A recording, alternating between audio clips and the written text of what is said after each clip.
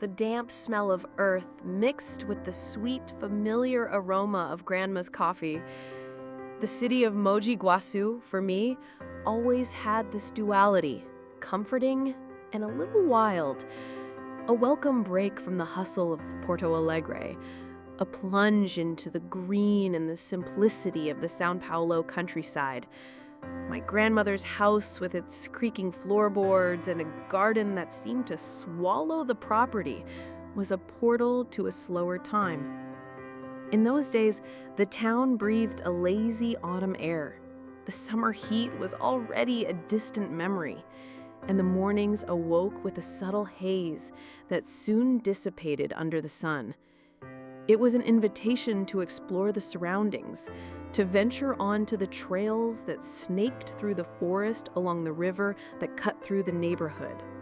My cousins, raised there, knew every curve of that piece of nature like the back of their hands. For me, a city girl from the asphalt of the South, it was a new territory, exciting and, I confess, a bit intimidating in its verdant vastness. I accepted the invitation for a hike along the riverbank, with the enthusiasm of someone seeking an adventure, but with the caution of one treading on unknown ground. The morning passed quickly amidst laughter and stories. The river, calm and mirror-like, reflected the treetops in shades of emerald and amber. We walked along narrow paths, dodging exposed roots and fallen branches, the sound of running water a constant melody in our ears. The afternoon sun was already beginning to set when we decided to venture a little deeper into the woods. It was there that my cousin's familiarity began to distance itself from my inexperience. Distracted by the beauty of bromeliads clinging to tree trunks, by the fleeting flight of a colorful bird, I realized the sound of my cousins' voices had faded. I looked around, and the trees, once friendly guides, now multiplied into a labyrinth of trunks and foliage. I tried to retrace my steps, but the trails seemed to have split into countless directions, swallowing my tracks. The river, once my constant reference, became my only fixed point. I decided to follow it, figuring that sooner or later I would find my cousins on the bank. That's when the fog appeared.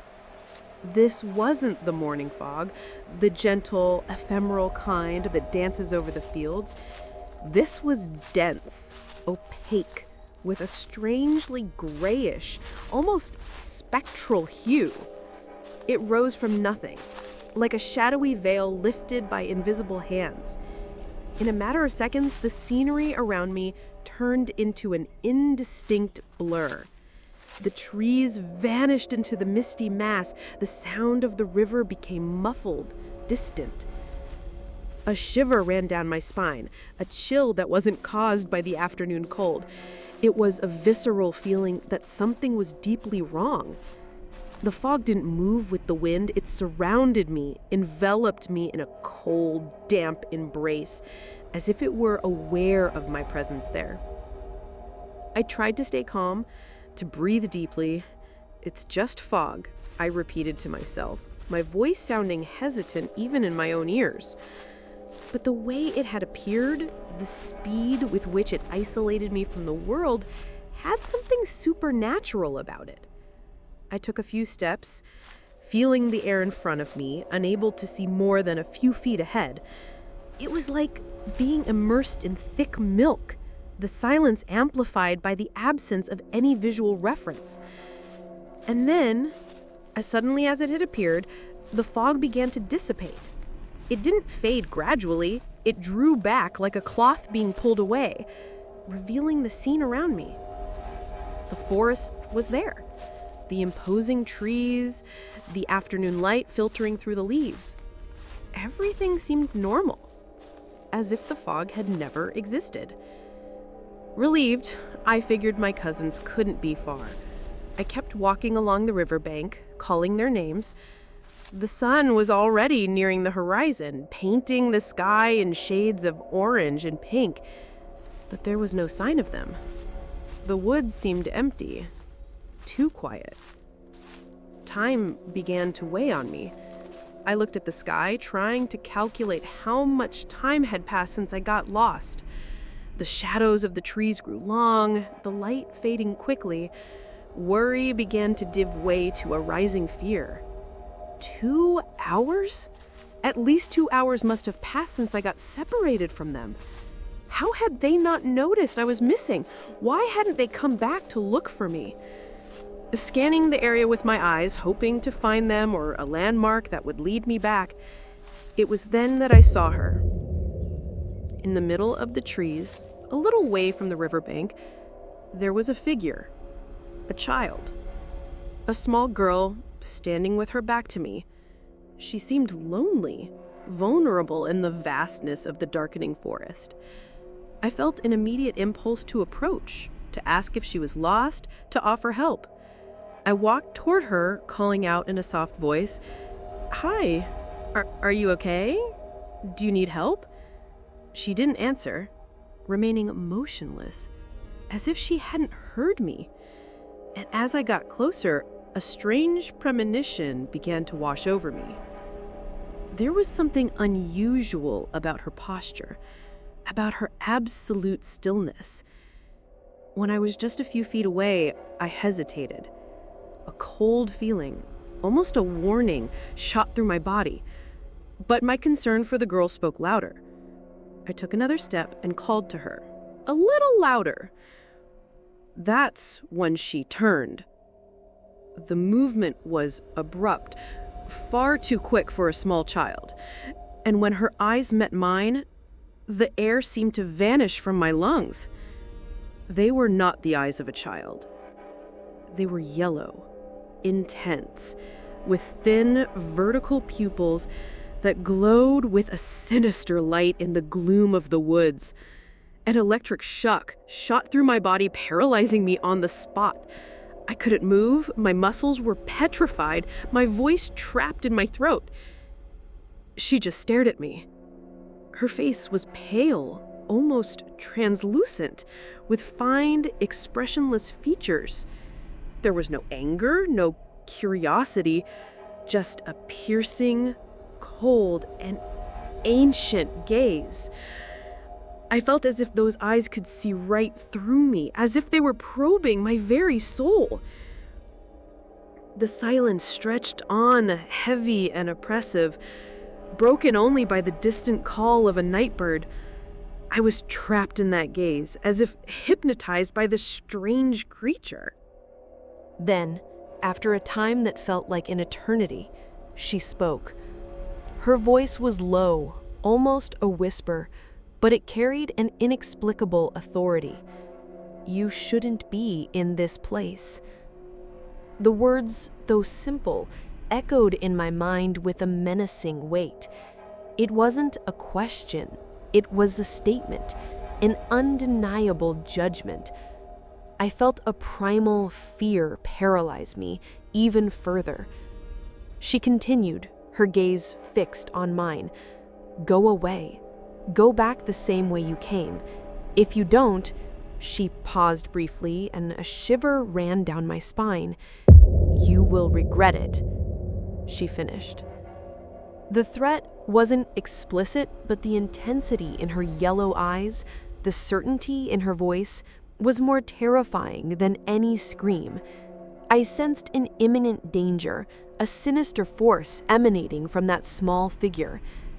And then, as quickly as she had appeared, she vanished, simply disappeared among the trees, as if the forest itself had swallowed her.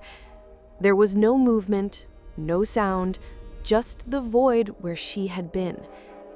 I stood paralyzed, trying to process what had just happened. My muscles slowly began to unlock. My breath returned to my lungs in gasps. The fear, once paralyzing, now transformed into a cold and urgent terror. I had to get out of there. I had to follow the warning of that strange girl. I turned and ran. I ran without looking back, not caring about the branches that scratched my face or the roots that threatened to trip me.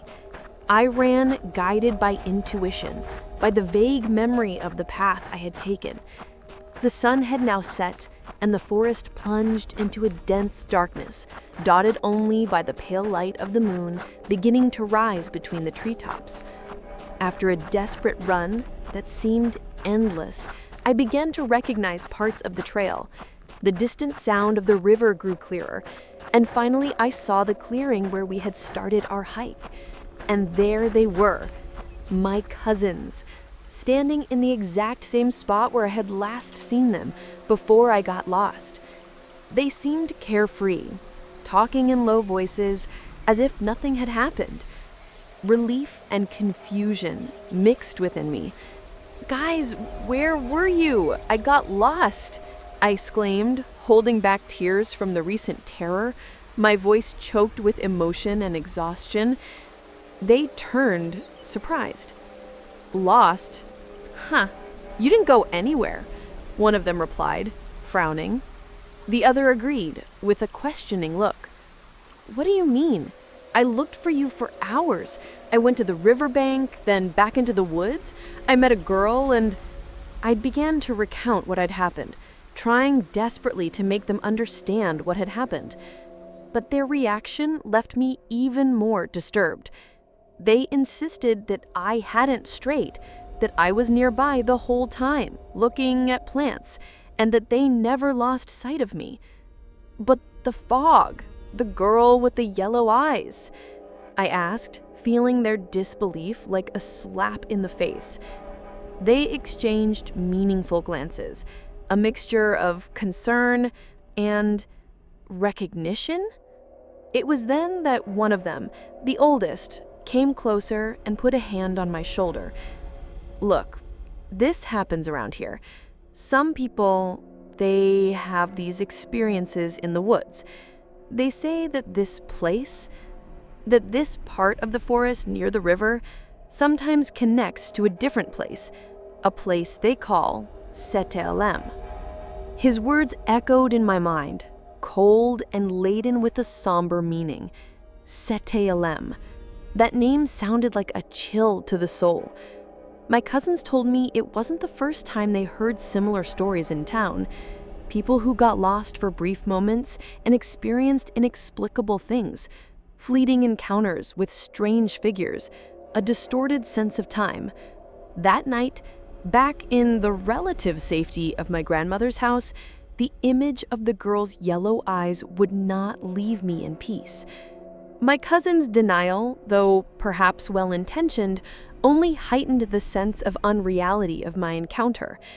As soon as I had internet access, I started researching. I typed in Seteálem, and the computer screen filled with accounts, forums, blogs, videos, people from different places, not just Mogi Guaçu, describing frighteningly similar experiences. Inexplicable time loss, dense fog appearing from nowhere, encounters with enigmatic figures in isolated places, the feeling of having stepped into a parallel reality. Each account I read was like a piece of a dark puzzle falling into place. The description of the fog, the feeling of isolation, the mysterious warnings, the doubt about what was real and what wasn't, everything seemed to converge on that name, Seteálem. The fear, once vague and diffuse, now had a name, and knowing that other people had gone through something similar, instead of comforting me, disturbed me even more. It meant that what I lived through wasn't a hallucination, a figment of my imagination. It was something real, something that hovers at the edge of our perception, ready to swallow us in its misty veils. Since that encounter in the woods, the shadow of Seteálem hangs over me. The tranquility of the trails is gone, replaced by a constant apprehension. The smell of damp earth now bring to mind the cold, opaque fog.